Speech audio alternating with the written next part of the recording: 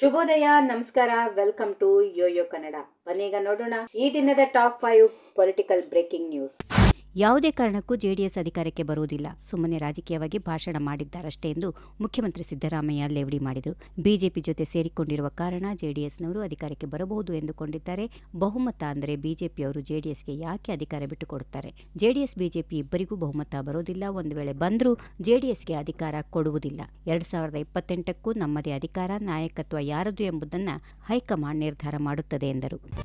ಶಾಲೆಗಳಲ್ಲಿ ಮಕ್ಕಳಿಗೆ ಸರ್ಕಾರಿ ಕಚೇರಿಗಳಲ್ಲಿ ದೇಶದ ಸಂವಿಧಾನದ ಆಶಯಗಳನ್ನು ಎತ್ತಿ ಹಿಡಿದು ಮುಂದಿನ ಪೀಳಿಗೆಗೆ ಕೂಡ ಉಳಿಸಿ ಬೆಳೆಸಿಕೊಳ್ಳುವ ಹೋಗಲು ನಮ್ಮ ಸರ್ಕಾರ ಕೆಲಸ ಮಾಡ್ತಾ ಇದೆ ಎಂದು ಉಪಮುಖ್ಯಮಂತ್ರಿ ಡಿಕೆ ಶಿವಕುಮಾರ್ ತಿಳಿಸಿದ್ದಾರೆ. ಬೆಂಗಳೂರಿನಲ್ಲಿಂದು ಕಾಂಗ್ರೆಸ್ ಪಕ್ಷದ ಕಚೇರಿಯಲ್ಲಿ ಗಣರಾಜ್ಯೋತ್ಸವ ದಿನಾಚರಣೆ ಕಾರ್ಯಕ್ರಮ ನೆರವೇರಿಸಿ ಬಳಿಕ ಸುದ್ದಿಗಾರರೊಂದಿಗೆ ಮಾತನಾಡಿದರು. ಇವತ್ತು ಪ್ರತಿ ಹಂತದಲ್ಲಿ ಸಂವಿಧಾನ ರಕ್ಷಣೆಗೆ ನಮ್ಮ ಸರ್ಕಾರ ಬದ್ಧವಾಗಿದೆ. ಕೇಂದ್ರ ಸರ್ಕಾರದಿಂದ ಗ್ರಾಮೀಣ ಬಡವರ ಉದ್ಯೋಗ ಖಾತ್ರಿ ಯೋಜನೆಗೆ ತೊಂದರೆಯಾಗಿರುವುದು ನಮಗೆಲ್ಲ ಅಚ್ಚರಿ ತಂದಿದೆ ಎಂದರು. ಮುಂದಿನ ಬಾರಿ ರಾಜ್ಯದಲ್ಲಿ ಮತ್ತೆ ರೈತಪರ ಸರ್ಕಾರ ಅಧಿಕಾರಕ್ಕೆ ಬರಲಿದೆ ಎಂದು ಹೇಳುವ ಮೂಲಕ ಕೇಂದ್ರ ಸಚಿವ ಎಚ್ ಡಿ ಕುಮಾರಸ್ವಾಮಿ 2028ರಲ್ಲಿ ಜೆಡಿಎಸ್ ಅಧಿಕಾರಕ್ಕೆ ಬರಲಿದೆ ಎಂದು ಪರೋಕ್ಷವಾಗಿ ಹೇಳಿದ್ದಾರೆ. ಈಗಿರುವ ಕಾಂಗ್ರೆಸ್ ಸರ್ಕಾರದ ಆಯಸ್ಸು ಇನ್ನು 2 ವರ್ಷ ಮಾತ್ರ. 2028ಕ್ಕೆ ಜೆಡಿಎಸ್ ಅಧಿಕಾರಕ್ಕೆ ಬಂದೇ ಬರುತ್ತದೆ. ನನಗೆ ಸಿಎಂ ಆಗುವುದು ಮುಖ್ಯವಲ್ಲ, ನಾಡಿನಲ್ಲಿ ಜನತೆಯ ಸರ್ಕಾರ ತರುವುದು ಮುಖ್ಯ ಎಂದರು.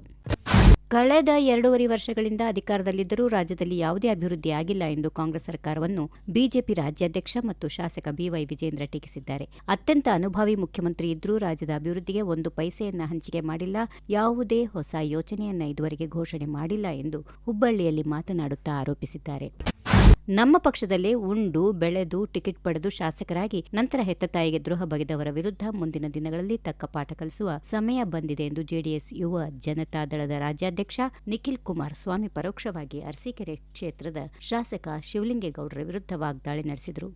ಈ ವಿಡಿಯೋ ನಿಮಗೆ ಇಷ್ಟವಾದಲ್ಲಿ ಲೈಕ್ ಮಾಡಿ, ಶೇರ್ ಮಾಡಿ, ಸಬ್ಸ್ಕ್ರೈಬ್ ಮಾಡಿ.